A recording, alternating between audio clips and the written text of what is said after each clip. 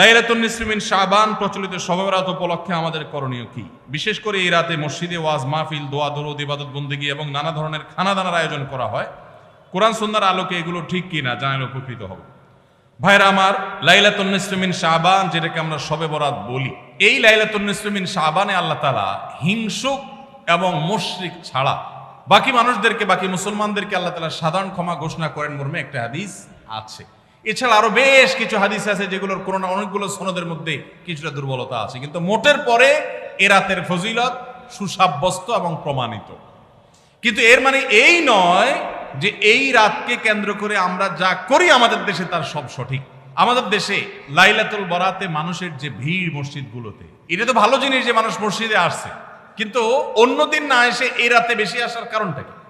লাইলাতুল কদর বেশি ফজিলতপূর্ণ নাকি এই রাত বেশি ফজিলতপূর্ণ? লাইলাতুল কদরের সাথে কোনো তুলনা চলবে? সেই রাতে মানুষ কি এত বেশি ইবাদতের চেষ্টা করে? তাহলে এই রাতে এত বেশি চেষ্টার রহস্যটা কোথায়? রহস্য হলো আমাদের দেশে মানুষ মনে করে যে এই রাতে ভাগ্য ঠিক হয়, অতএব সারা বছর যাই করি না করি এই একটা রাত মসজিদে গিয়া আল্লাহ বিল্লাহ করে যদি সারা বছরের ভাগ্যটা ঠিকঠাক করা যায়, এরপর আর মসজিদে যায় কেনা। এই চালাকি করলে কি ভাগ্য ঠিক হয়ে যাবে? ভাইরা আমার, লাইলাতুন নিসফি মিন শাবানকে কেন্দ্র করে বহুবিধ বিদআত, বহুবিধ বাড়াবাড়ি, বহুবিধ কুসংস্কার আমাদের সমাজে আছে। একসময় তো প্রচুর পরিমাণ পটকা ফুটাফাটি চলতো।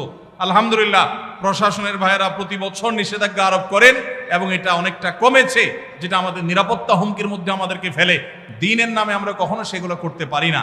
অনেক মসজিদে আলোকসজ্জা করা হয়। আলোকসজ্জা তো আপনি এমনিই করেন সারা বছর, কিন্তু এই রাতকে কেন্দ্র করে আলাদা করে আলোকসজ্জা করা, এই রাতকে কেন্দ্র করে ওই যে হালুয়া রুটি খাওয়ার একটা ব্যাপার এখনো আমাদের দেশে কোথাও কোথাও আছে।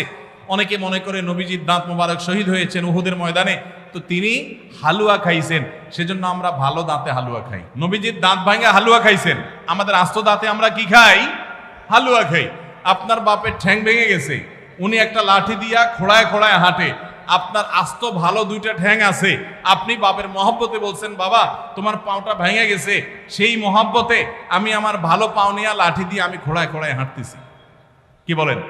বাপ খুশি হবে? খুশি হবে? বলবে এটা তো বেয়াদবি, তামাশা করতেছ আমার সাথে, আমার ভেঙাইতেছ। নবীজি সাল্লাল্লাহু আলাইহি সাল্লাম দাঁত মোবারক শহীদ হয়েছে বাতিলের বিরুদ্ধে জিহাদ করতে গিয়ে। আপনি বাতিলের সাথে আঁতাত করবেন আর হালুয়া খায়া নবীজির সুন্নাত আদায় করবেন, এর চেয়ে বড় হাস্যকর জিনিস আর হতে পারে না। অতএব সব ধরনের বাড়াবাড়ি কুসংস্কার আমাদের বন্ধ করতে হবে।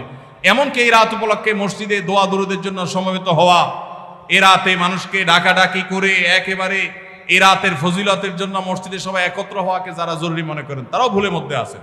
ব্যক্তিগত ইবাদতে আল্লাহর ক্ষমা পাওয়ার জন্য চেষ্টা করতে পারেন, সেটা ভিন্ন বিষয়। আল্লাহ আমাদেরকে বুঝার তৌফিক দান করুন।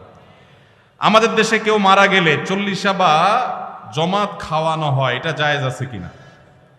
ভাইরা আমার, বাংলাদেশের সবচেয়ে শক্তিশালী বেদাত হলো এই বেদাত। এর চেয়ে বড় শক্তিশালী বেদাত এদেশে আর নাই। এই ঠিক বলা মানুষ বহু লোক আছে জমাত খায় বেড়ায়। এই বরগুনার আমাদের অফিসে কিছু স্টাফ আছে, বরগুনার 2-3 জন আমার পরিচিত। তো এরা, আমি শুনছি যে তাদের একটা গ্রুপ খুলছে, তারা ফেসবুকে না যেন হোয়াটসঅ্যাপে গ্রুপ খুলছে, জমাত খাওয়ার গ্রুপ। কোথায় কখন কে মরে, কোথায় কার মরার খাওয়ান হয়, ওই গ্রুপে জানাই দিলে সবাই দলে দলে সেখানে চলে যায়। এটা তারা এক এক ইউনিয়নের এক একজন মিলে এটা করছে, যাতে কোনো ইউনিয়নের জমাত যাতে মিস না হয়। তো ভাই, এটা হলো সবচেয়ে শক্তিশালী বিদআত। কেন? আমি একটা কথা প্রায় বলি, আপনি গুগলে গিয়ে, সবার হাতে হাতে এখন আজকাল মোবাইল আছে, স্মার্টফোন আছে, গুগলে গিয়া শ্রাদ্ধ লিখে সার্চ দিবেন, তালিব্যস রফালা আকার দয়ের পিঠে বড় ধ, শ্রাদ্ধ। শ্রাদ্ধ লিখে যদি আপনি সার্চ দেন, আপনি দেখবেন সার্চের যে রেজাল্ট আসবে আপনার চোখ খুলে দিবে। কি? হিন্দুদের মধ্যে একটা ধারণা আছে, সেটা হলো যদি কোনো মানুষ মারা যায়, তার মৃত্যুর পর এলাকাবাসী আত্মীয় স্বজন সবাইকে দাওয়াত দিয়ে না খাওয়ানো হলে ওই লোক স্বর্গে সোনা দানা পায়, খাওন পায় না, সে না খায় কষ্ট করে। এই জন্য ওই লোকের জন্য যে খানা দানার আয়োজন করে, ওই অনুষ্ঠানের নাম হলো শ্রাদ্ধ। ওইটার নাম কি ভাই? শ্রাদ্ধ। গুগল করে দেখেন, পেয়ে যাবেন হাতের কাছে। আমাদের সাবকন্টিনেন্টে যেহেতু হিন্দু ভাইদের সাথে আমাদের সামাজিক সহাবস্থান আছে, তারা তাদের ধর্ম পালন করেন, আমি তাওহীদবাদী, আমি ইমানদার, সেই জায়গা থেকে আমি শিরকে আল্লাহর নিকট সবচেয়ে অপরাধ মনে করে বাঁচার চেষ্টা করি, কিন্তু তারটা তিনি করেন, তারটা তিনি করে, এটা তার ব্যাপার। কিন্তু তাদের সাথে মিশার ফলে তাদের অনেক সংস্কৃতি আমাদের মুসলমানদের মধ্যে চলে আসছে, আমরা টেরও পাই নাই। এই যে মানুষ মারা যাওয়ার পরে যে খাওয়ার অনুষ্ঠান মৃত ব্যক্তির ওয়ারিসদের উপরে চাপানো হয়, এটা ওই শ্রাদ্ধ থেকে এসেছে, এটা ইসলামে নাই। ইসলামে আছে উল্টাটা। উল্টা কি? একটা মানুষ মারা গেছেন, নবী সাল্লাল্লাহু আলাইহি সাল্লাম বলেছেন অমুক মারা গেছেন, তার পরিবারের লোকদের জন্য তোমরা খাবারের ব্যবস্থা করো। কেন? কারণ তাদের রান্না করার মতো মানসিক অবস্থা নাই। আমরাও সেটা করি, অবশ্য আপনারাও করেন। কেউ মারা গেলে তার আত্মীয় স্বজন, তার ছেলে মেয়ে, বউ বাচ্চাদেরকে খাওয়ান দাওয়ান দেন, 2 দিন 3 দিন একটু খাওয়ান টাওয়ান পাঠান, এরপরে 40 দিনের দিন সুদে আসলে একসাথে উঠায় নেন। কি বলেন? খাবার পাঠান গামলায় করে একটু, আর খাওয়ার সময় গোটা গরুটা খেয়ে ফেলেন এলাকার মানুষ। বাপ মারা গেছে, আপনি খুশি না বেজার?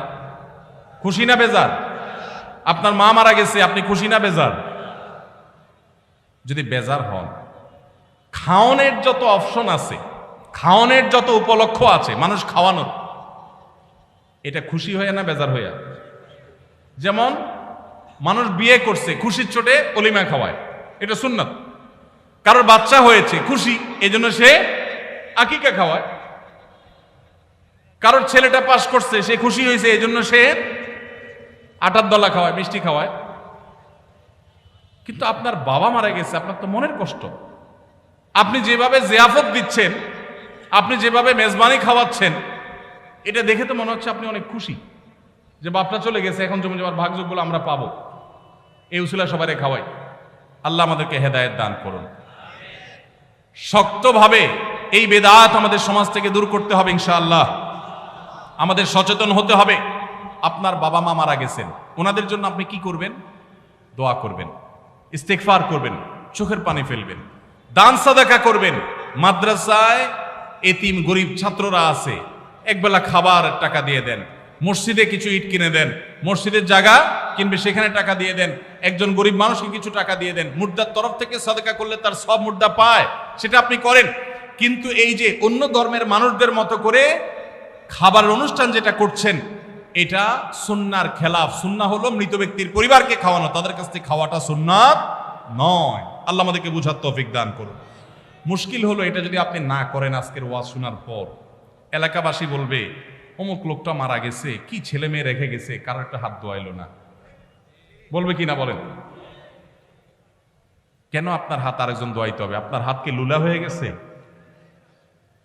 হ্যাঁ, আরেকজন হাত ধোয়াইতে হবে, নিজের হাত নিজে ধুতে পারেন না? হাত ধোয়ানো মানে খাওয়ান আর কি, তাই না? এলাকাবাসী বহু কিছু বলবে, কিন্তু আপনি অটল থাকবেন যে আমি ইনশাআল্লাহ এগুলা করব, আমার বাবার জন্য, মায়ের জন্য যেটা করলে সওয়াব হবে সেটা আমি করব। নবীজি সাল্লাল্লাহু আলাইহি সাল্লামের কাছে এক সাহাবী এসে বললেন, ইয়া রাসূলুল্লাহ, আমার মা মারা গেছেন, আফা আহুজ্জু আনহা, আমি কি তার পক্ষ থেকে হজ করতে পারি? নবীজি বলেছেন, নাম, অবশ্যই করতে পারো। এগুলো হলো সুন্নাত। আমরা সুন্নাত বাদ দিয়ে এখন বেদাতকে আলিঙ্গন করে ফেলেছি। আল্লাহ আমাদেরকে হেদায়েত দান করুন।